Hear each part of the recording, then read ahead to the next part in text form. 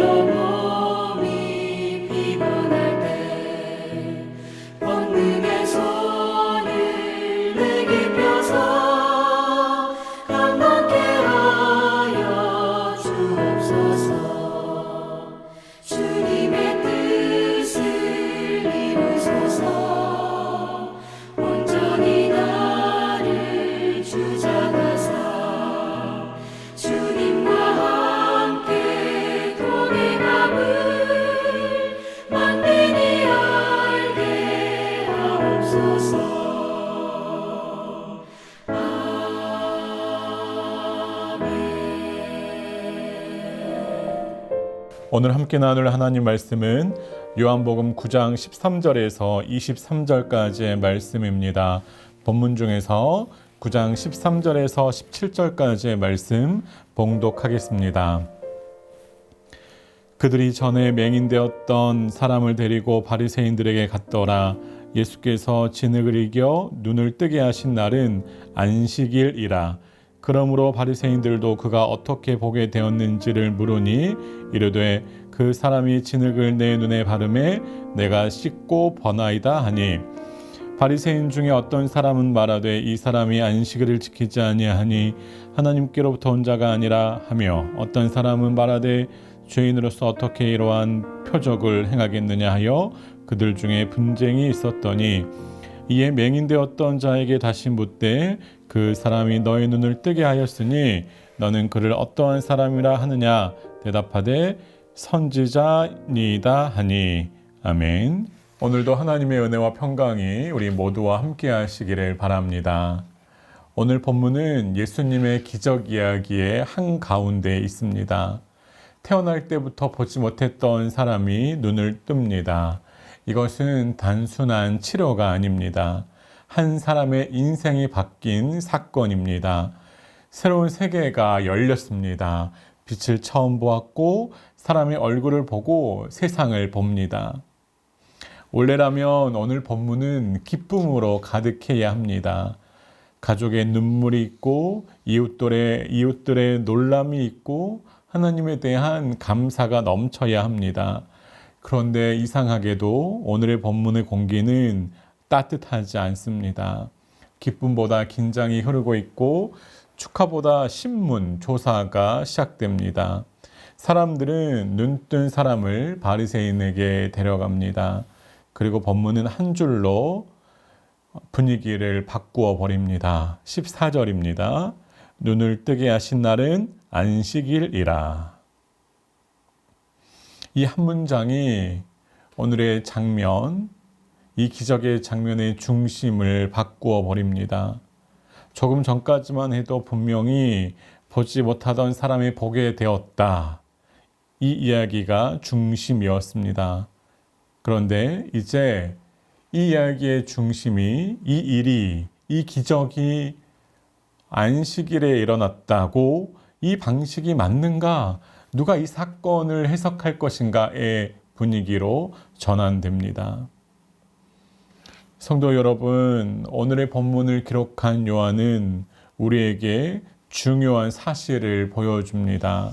예수님의 기적은 사람을 살릴 뿐 아니라 그 기적 앞에서 사람의 마음까지 드러낸다는 사실입니다. 바리새인들은 눈뜬 사람에게 이렇게 묻습니다. 네가 어떻게 보게 되었느냐? 겉으로 보면 굉장히 합리적이고 또 자연스러운 질문처럼 보이지만 이 질문은 매우 날카롭고 조사에 해당하는 질문입니다. 분명 조금 전까지만 해도 이 사람은 앞을 보지 못했습니다. 사람의 얼굴도 하늘도 빛도 모르던 사람이었습니다. 그런데 지금은 분명히 보고 있습니다. 그런데 사람들은 이 사람의 기쁨에 함께하지 못합니다. 축하를 건네지 못합니다. 한 사람의 인생이 열렸는데 주변 사람들의 마음의 문이 닫혀버립니다. 왜냐하면 예수님의 이 표적, 예수님의 기적이 바리새인들의 심기를 건드렸기 때문입니다.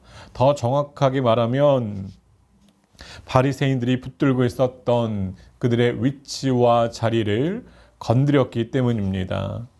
그 자리는 이런 것입니다. 무엇이 영적으로 옳고 그른지 판단하는 자리, 누가 하나님께 속했는지 그 여부를 판단하는 자리, 하나님이 어떤 방식으로 일하셔야 하는지를 설명하는 자리입니다. 더 쉽게 말하면 이런 겁니다. 하나님의 일은 우리가 바리새인이 분류할 수 있어야 한다. 하나님의 사람은 우리가 인정해야지만 그는 하나님의 사람으로 공중받는 것이다. 그런데 예수님의 기적과 표적은 그들의 틀 밖에서 일어납니다. 그 순간 바리새인들은 기뻐할 수 없습니다. 왜냐하면 그들이 기뻐하는 순간 자신들이 붙들고 있었던 그 자리와 위치가 흔들리기 때문입니다.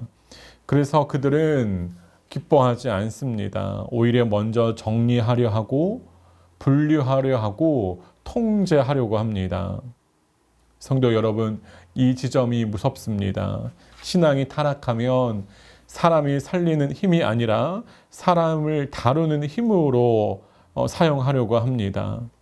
하나님을 경외하는 마음이 아니라 자기 자리를 지키는 마음이 중심이 되는 것입니다. 바리새인들의 질문에 눈뜬 사람의 대답은 매우 간결합니다. 그 사람이 진흙을 내 눈에 바르매 내가 씻고 보나이다. 이 말에는 과장이 없습니다. 자신의 어떠한 특별한 경험을 덧붙이지도 않습니다.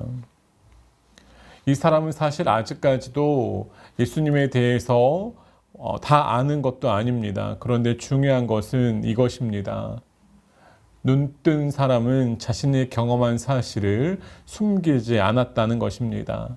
요한복음 전체를 보면 요한은 반복해서 이 점을 강조합니다. 성도 여러분, 믿음은 모든 것을 다 이해한 다음에 시작되는 것이 아닙니다. 하나님께서 나에게 일으키신, 나에게 역사하신 일 앞에서 정직하게 반응하는 데에서부터 믿음은 시작되는 것입니다. 반대로 바리새인들은 정보가 부족해서 막혀있는 사람들이 아니었습니다. 오히려 바리새인들은 영적인 언어를 잘 사용할 수 있었고 영적인 판단력도 있었고 종교적인 훈련도 받은 사람들이었습니다. 그런데 문제는 이 모든 것들을 하나님 앞에 사용하는 것이 아니라 자기의 자리를 지키는 데 사용했다는 것입니다. 성도 여러분, 이 비교와 대조가 매우 날카로운 것입니다. 눈뜬 사람은 많이 설명하지 못해도 하나님을 인정하는 정직한 사람이었습니다. 반면에 바리새인들은 많이 알고 말할 수 있어도 하나님 앞에서 정직하지 못한 사람들이었습니다. 오늘의 본문은 우리에게 아주 중요한 도전을 던지고 있습니다. 당신은 많이 알고 있는 사람인가? 아니면 하나님의 일하심을 인정하고 정직하게 반응하는 사람인가? 이제 본문의 장면은 부모에게로 이동합니다. 19절에 보면 바리새인들은 부모에게 세 가지의 질문을 합니다.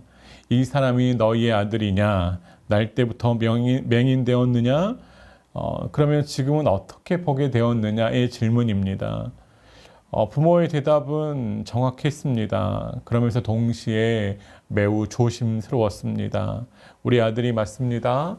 맹인으로 태어난 것도 맞습니다. 하지만 지금 어떻게 눈을 뜨게 되었는지는 잘 모릅니다. 그에게 직접 물어보십시오. 22절의 말씀을 보면 이 눈뜬 이 맹인의 부모가 왜 이렇게 대답할 수밖에 없었는지 그 이유를 잘 묘사하고 있습니다. 유대인들이 두려웠기 때문입니다. 예수를 그리스도로 시인하면 출교당할 수 있었습니다. 여러분, 이것은 단지 유대인들의 종교적인 어떤 행사에 참여를 금지당하는 수준의 문제가 아니었습니다. 1세기 당시의 출교는 공동체에서 밀려나는 일이었고 관계망에서 끊기는 일이었습니다. 삶의 기반이 완전히 흔들리는 일이었습니다. 그러므로 이 부모의 말은 비겁함의 언어가 아니라 두려움의 언어였습니다. 그리고 이 장면이 우리에게 굉장히 중요한 이유가 있습니다. 우리도 종종 이 부모님의 행동으로 신앙적 반응을 보이기 때문입니다. 우리는 때때로 틀린 말을 하지 않습니다. 사실을 완전히 부정하지도 않습니다. 그런데 가장 중요한 자리에서 한 걸음 물러섭니다. 믿음이 없는 것은 아닙니다. 그러나 믿음보다 두려움이 더 크게 말하는 순간 그렇게 한 걸음 물러섭니다. 성도 여러분, 사람은 진실을 몰라서만 침묵하지 않습니다. 진실을 말하게 되면 잃어버릴 것들이 너무 많아 보여서 침묵합니다. 관계와 평가와 소속과 안전과 익숙한 자리, 그래서 그 진실을 알고 있다라고 하는 진실의 값을 피하려고 합니다. 이것이 오늘 본문이 주는 부모님의 비극이고 우리의 비극이기도 합니다. 성도 여러분, 오늘 본문은 예수님의 빛 앞에서 드러나는 인간들의 반응을 매우 섬세하게 다루고 있습니다. 한 사람은 육신의 눈이 열렸습니다. 그런데 어떤 사람들은 그 기적 앞에서도 마음이 열리지 않았습니다. 요한은 이 본문에서 우리에게 뚜렷하게 묻고 있습니다. 정말 보지 못한 사람은 누구인가? 처음에는 맹인이 보지 못했습니다. 그러나 그는 예수님의 일 앞에 정직하게 반응합니다. 반대로 본다고 여겼던 사람들은 자기 자리, 자기 두려움, 자기 계산 때문에 정작 예수님의 기적을 받아들이지 못합니다. 여러분, 왜 이런 사람들, 바리새인들과 어떤 사람들은 회복 앞에서 기적을 체험한 사람과 함께 기뻐하지 못하고 계산했을까요? 왜 어떤 사람들은 틀린 말을 하지 않으면서도 진실 앞에서 물러날까요? 왜 어떤 사람은 하나님의 일을 보고도 마음을 닫아버릴까요? 그 답은 하나입니다. 진실을 몰라서가 아니라 진실 때문에 잃어버릴 것들이 두렵기 때문입니다. 그래서 우리는 진실을 반대한다기보다 지연시키고 순종을 거절하기보다 미루고 믿음을 부인하기보다 침묵합니다. 성도 여러분, 바로 이 모습이 우리를 드러내고 있는 우리의 형편일 수 있습니다. 바리새인처럼 직접적으로 반대하지 않을 수 있습니다. 부모처럼 사실을 전부 부인하지 않을 수 있습니다. 그런데도 우리는 얼마든지 하나님 일 앞에서 물러설 수 있습니다. 내 자리가 흔들릴까봐, 관계가 불편해질까봐, 내가 감당해야 할 대가가 두려워서입니다. 하지만 기억하시기 바랍니다. 그 침묵은 우리를 안전하게 지키는 것 같아도 결국 우리의 마음을 더 어둡게 만듭니다. 당장의 불편함을 피하게 해줄 수는 있어도 하나님이 하시는 일을 바라보는 그 눈마저 흐리게 만들어 버립니다. 그러므로 사랑하는 여러분, 오늘 말씀 앞에서 우리가 붙들어야 할 것은 내가 지키고 싶은 자리가 아니라 지금 내 앞에서 일하시는 하나님이십니다. 회복 앞에서 먼저 계산하는 것이 아니라 진실 앞에서 정직하게 반응하는 사람으로서 오늘 한날을 하나님께 하나님을 그러므로 오늘 말씀 앞에서 우리가 붙들어야 할 것은 내가 지키고 싶은 자리가 아닙니다. 지금 내 앞에서 일하시는 하나님입니다. 오늘 하루를 살아가시는 동안 하나님의 은혜 앞에 진실하고 정직하게 반응하시면서 하나님을 영화롭게 해드리는 저와 여러분의 한날이 되시기를 바랍니다. 함께 기도하시겠습니다. 하나님 아버지, 하나님께서 우리에게 이루신 일들을 돌아보며 마음껏 기뻐하며 감사하며 영광을 올려드리는 정직한 심령이 되게 하여 주옵소서. 하나님 일하실 때에 믿음으로 순종하고 기쁨으로 반응하며 우리를 통하여서 위대한 구원의 역사를 이루시는 하나님의 영광 가운데에 동참하는 우리의 평생의 삶이 되게 하여 주옵소서. 우리가 하나님 진실 앞에 숨지 않게 하시고 날마다 신실하신 하나님을 노래하며 즐거워하는 우리가 되게 하여 주옵소서. 감사합니다. 예수님의 이름으로 기도합니다. 아멘.